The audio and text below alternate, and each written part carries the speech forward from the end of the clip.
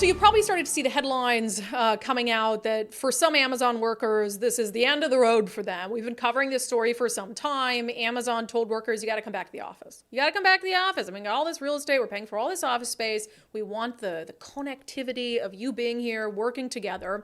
And you had some Amazon workers who absolutely lost their mind over there. They just didn't think it was fair. They'd, come up with plans, and maybe they were built their lives around working from home. And I've heard from some of you who are tech workers and said, yes, we don't want to have to go back to the office. We don't need to. It doesn't make any sense. That being said, the message I've always had is it's a job.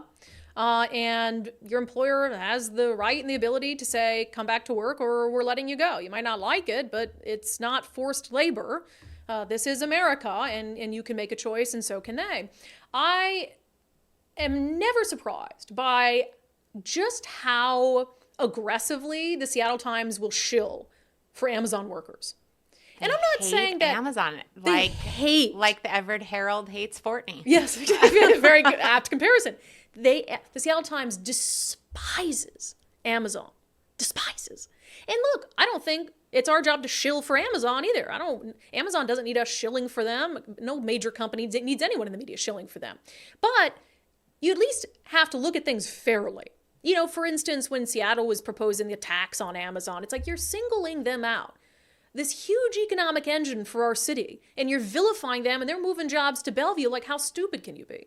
So anyway, it's not about, shilling for the workers or shilling for Amazon. Like, be fair. And the Seattle Times has clearly not been fair to Amazon. And they published this sob story from this woman who isn't being fired by Amazon, but resigned herself. Mm-hmm.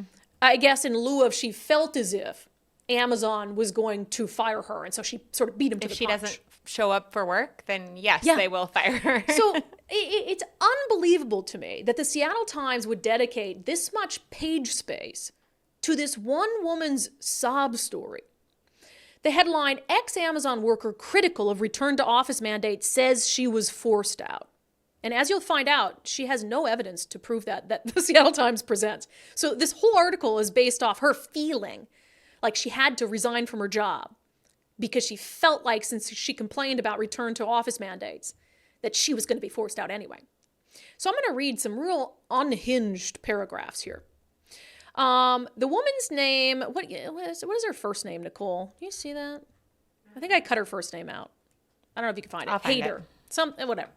She was one of the only then current Amazon employees to take the microphone at a May rally. You may recall some workers came out in May and they had a rally saying, we don't want to return to the office. And she was one of the only current Amazon employees who took the microphone at that event. Weeks before, she had created a Slack channel titled #RemoteAdvocacy, which became the meeting ground for workers to share concerns about return to office, draft a petition against the policy, and plan the walkout where Hader addressed the crowd with the crowd of hundreds. By August, Hader had left Amazon and accused her former employer of retaliation for her remote work advocacy. Quote, I didn't think anything of it when I started that Slack channel. I didn't even really start it with this idea of activism in mind. I just wanted a space where people could kind of talk, and I myself needed that space. So you started a Slack channel called Remote Advocacy, where you drafted a petition against the return to office policy, and where you and your fellow coworkers planned a walkout. Again, a Slack channel called Remote Advocacy, and you're saying I didn't even think of it as with activism in mind. What? It makes no sense. Her name is Pamela, by the way. Pam Hader.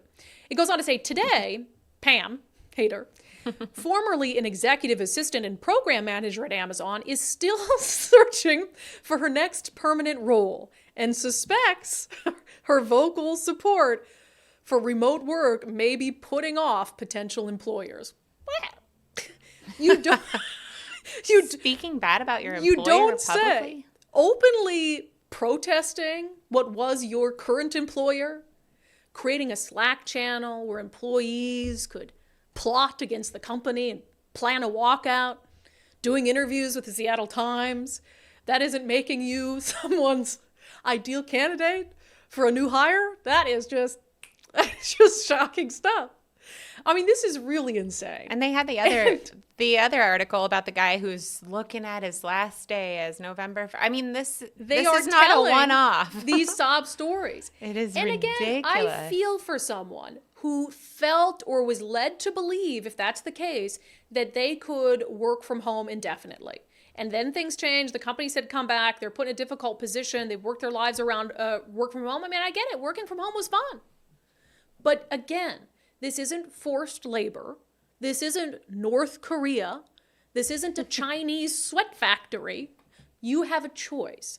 And considering you were an executive assistant and a program manager at Amazon, I would venture to bet, Pam Hader, that you have a lot of marketable skills and that you could have probably easily gotten a different position with a different tech company. But now, as you suspect, it's kind of becoming hard because the last tech company you worked for, you spoke out against publicly, vilified, suggested that they wrongfully were going to terminate you, and now you're pursuing action against them. And you started a Slack channel where people could plan walkouts. What of that do you think is going to make you marketable to another? What do you think is going to make you desirable for another company to take on? Would any company in their right mind say, hey, this woman used to lead walkout protest against her employer and didn't want to follow their policies, and now she's taking legal action against them. Like, let's pick her up. That sounds like a good team member. No, that sounds utterly insane.